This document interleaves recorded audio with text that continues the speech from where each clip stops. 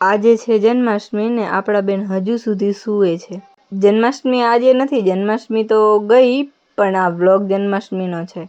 એટલે બેનને પહેલા ઉઠાડીને પછી કર્યો ચા નાસ્તો, અને અંદર આવીને જોયું તો આ બે ભાઈ બેન તો અહીંયા પણ ઝઘડવા લાગી ગયા.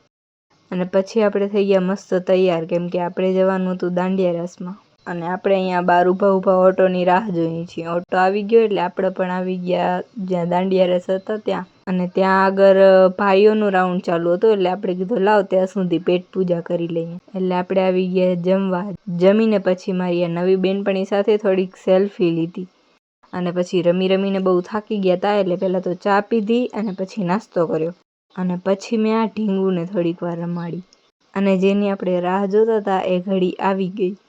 રાતના 12 વાગી ગયા એટલે થયો કૃષ્ણ જન્મ. એટલે આપણે પંજરીનો પ્રસાદ લઈ અને પછી બધા જતા હતા પોતપોતાના ઘરે. એટલે આપણે પણ નીકળી ગયા આપણા ઘરે જવા માટે.